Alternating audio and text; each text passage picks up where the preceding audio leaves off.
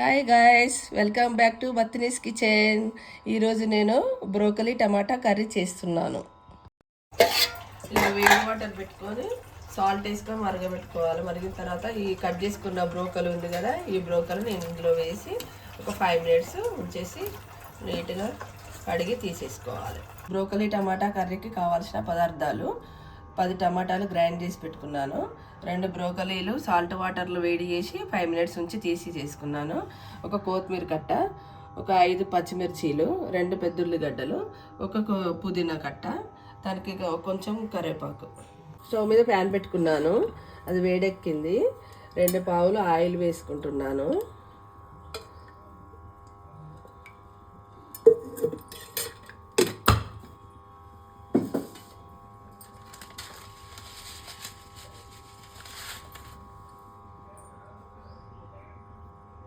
ఒక స్పూన్ జీలకర్ర,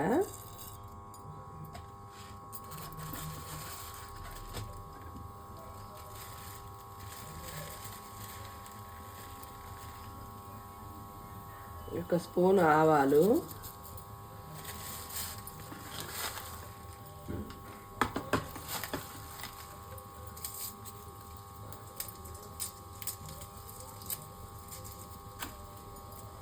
నాలుగు వెల్లుల్లి కచ్చపచ్చ దంచుకున్నవి వేసాను, అలాగే కొంచెం కరివేపాకు,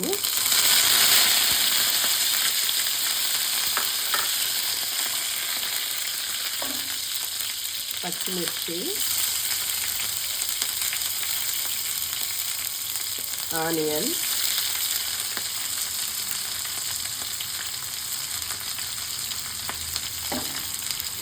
ఇవి వేసాక లైట్గా కొంచెం సాల్ట్ వేసుకోవాలి.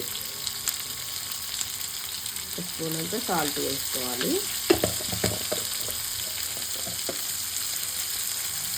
వేసుకొని ఈ పచ్చిమిర్చి, ఆనియన్ కొంచెం గోల్డెన్ కలర్ వచ్చేంత వరకు వేయించుకోవాలి. ఇలా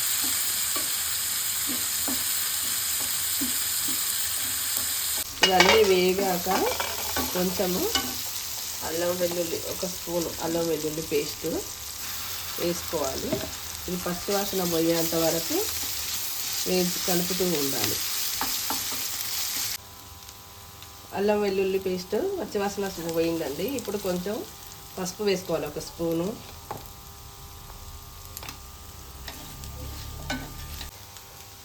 పసుపు వేసుకున్నాం కదండి, ఒక 2 స్పూన్లు కారం వేసుకోవాలి. ఇది కూడా ఒక 1 minute ఆయిల్లో వేయించాలి. ఇప్పుడు గ్రైండ్ చేసి పెట్టుకున్న టమాటా వేసుకోవాలి.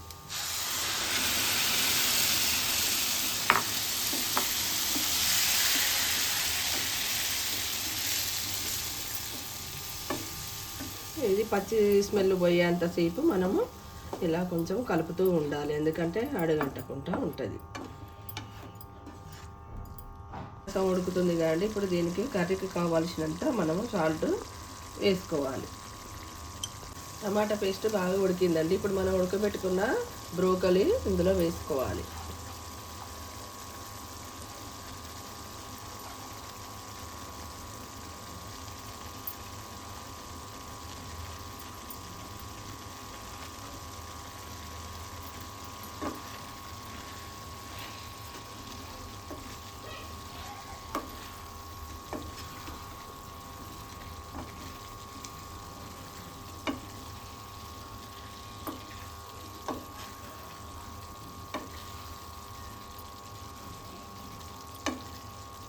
ఈ టమాటాతో పాటు ఈ బ్రోకలీ కూడా మంచిగా ఉడికితే అప్పుడు దీనికి పట్టుకుంటే మంచి టేస్ట్ వస్తుందండి.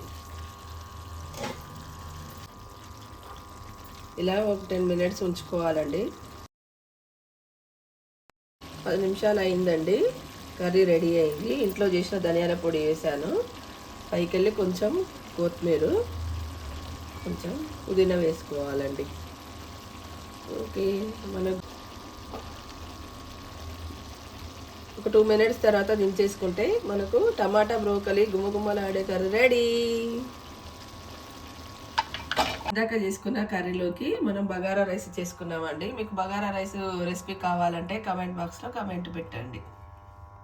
Thank you for watching the video. Please like, share, comment.